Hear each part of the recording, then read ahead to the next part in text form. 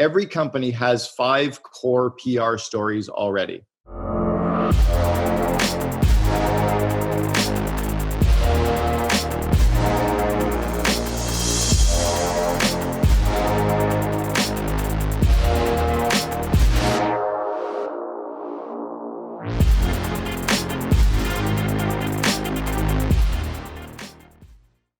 They have the overcoming adversity story. It's how they're getting through tough times, how they got through this COVID crisis, how they got through a recession, how they got through, a debt crisis, how they got through whatever. It's that overcoming adversity story. And the media loves to talk about that because it does 2 things. If it bleeds, it leads, and it inspires others. So it hits both of those things for them. The second story we have is kind of the entrepreneurial startup. It's like that entrepreneurial seizure. You had that crazy idea and you went out and started the business. And you talk about how we started this thing. So you talk about what the impetus was, how you decided to start it and where it came from and the struggles to build it. And again, that's that entrepreneurial story. That story is told day in and day out and day in and day out everywhere. The third story that we have is the culture story. And it's how we're turning our companies into magnets for talent, or how we're taking our teams from offline to online, or how we're turning our companies into, places where people don't care about the perks, but they're here for the cause. They're here for the core values. Again, business media loves that stuff, as do the trade journals. Anyone in the trade loves that stuff because it's something new that they can't really perceive. Remember something as well when it comes to PR, and then I'll go to the next 2. Every single morning, every single journalist wakes up and sits down at their desk and thinks, what the heck am I going to write about today? Yeah. They have to come up with a new story every single day. So you're not telling them or asking them to write about your company. What you're doing is calling them and saying, hey, do you have 2 minutes? I think I have a good story for you. And they're going to say, sure, what's the story? If you send them an email as a follow-up, say, give me a call back. I think I have a good story for you. Don't put the fucking story in the email. And if you leave a voicemail message, say, hey, it's Pat calling from Baker or from Mobius. I think I've got a great story for you. Give me a phone call. It'll only take 2 minutes. They're going to call you back because it makes their job easy. Just don't pitch them over the phone, and don't pitch them until you kind of get them in front of you. The next one is your technology tools, how you're using technology tools to scale your business. And they all love the hacks and apps and technology tools. Anybody at War Room, we're already pretty adept with all this stuff.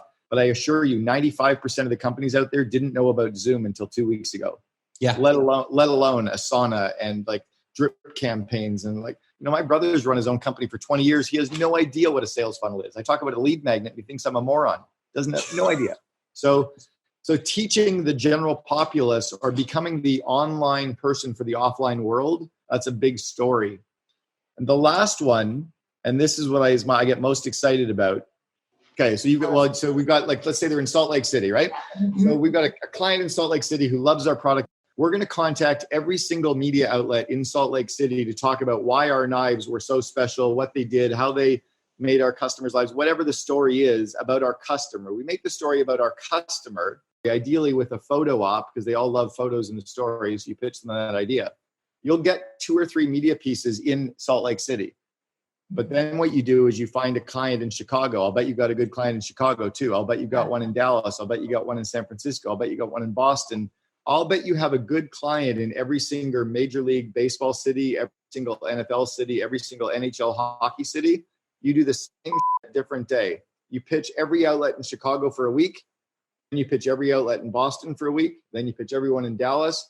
After 50 weeks, you've pitched the 50 major cities. You can go back to story 1 and do it all again.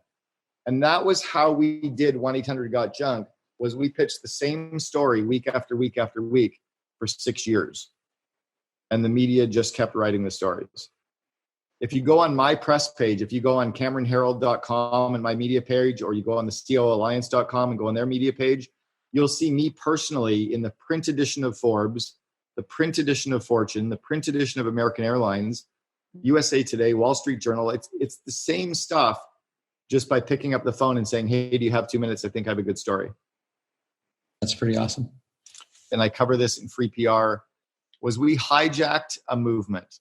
So the Vancouver Canucks, which was our hockey team, made it into the Stanley Cup playoffs. They got into the first round of the playoffs. So we decided to wear blue wigs to cheer on our Vancouver Canucks for the Stanley Cup. And we phoned the media and said that we were challenging all the other businesses to wear blue wigs to So they came out and filmed us, and then they got a picture of us, and then the news wanted to cover it. And then our guy in PR said, and we're giving away 1,000 blue wigs at the first home game next week. We didn't have 1,000 blue wigs, but we went and got them. We imported them from the US. We made people line up. We said, do you promise to wear this the entire game? Put it on their head for them, said blue wig power. We had 1,000 people lined up one at a time, caused a huge media frenzy. We ended up with 67 media articles over a 2-week period because we created this movement on a movement that already existed. We just hijacked the Stanley Cup playoffs excitement and put our brand into that without permission. And we ended up selling blue wigs and donating the money to Canuck Place for charity.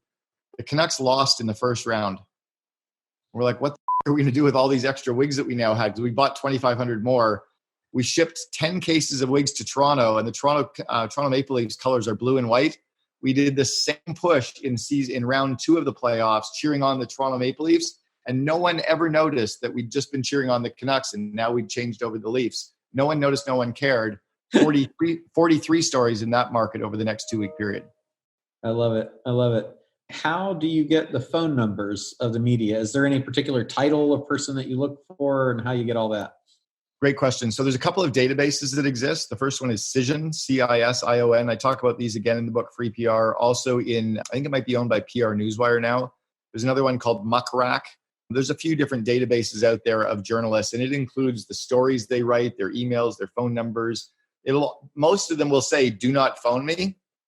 We're phoning you because we're trying to help you. So we're not selling you. We're offering you a story, and they're always very receptive to that. All that ever happens when you phone them is they say, no, I'm really busy. In which case we say, well, great. Can I call you tomorrow or Monday? Or they say yes, and we start pitching them on the stories. So Peter Shankman actually wrote the cover story or the foreword for the book Free PR for me. I've known Peter forever, who started Help a Reporter out at Haro. Haro is really a source for writers who are already writing a story. You'll be included with the other 75 or 100 people who pitch. This is how you pitch somebody direct one-on-one. So the one-on-one pitch is what I love. I like Haro, though, as a way to get some additional stories happening. The other way to do it, if you're just trying or just starting out in this, is just hop on Google and just search them up. You'll be surprised at how many people actually have that contact information. If you put in the person's name and then cell or name, mobile, you can connect with them that way. You can also connect with them off and off Twitter. Most journalists are on Twitter. Just ping them and say, hey, do you have 2 minutes for a quick phone call? I think I have a good story for you. If they say, yeah, what is it? Just say, let's hop on a quick call. It's a little bit complicated, but you'll get it over the phone. Just play hard to get. Don't give it away until you're on the phone with them. Do you think that traditional media outlets are as important as they were 5, 10, 20 years ago?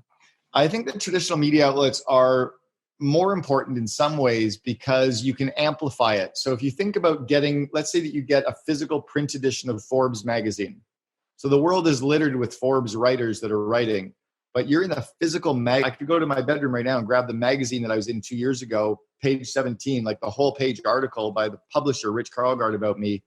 The fact that I can send that out to clients, I can send out actual copies of it to clients, I can screenshot it and share it, I can share it on Instagram, and I can get the online link, put it on my profile page, put it on all my Facebook pages, buy ad traffic towards it. You kind of amplify it. So think of the offline stories or the traditional media stories as the log on the fire. The gasoline that you pour on top of it is all the social media and the ad boosts and the traffic that you drive towards it. Because the more people that when Sheryl Sandberg and I were written up in Fortune magazine 2 years ago on the rise of the COO group, no one saw the fucking article. I mean, it was in the physical print edition of Fortune. It was online on Fortune. Nobody saw it. I've spent a couple $1,000s making sure people have seen it. And if I was Roland, or if I had Roland on the team, Roland would probably be buying $100,000 towards it in the right way. I'd probably have 50 more members overnight because that third-party credibility is so much stronger than, hey, look at my landing page or believe me, right?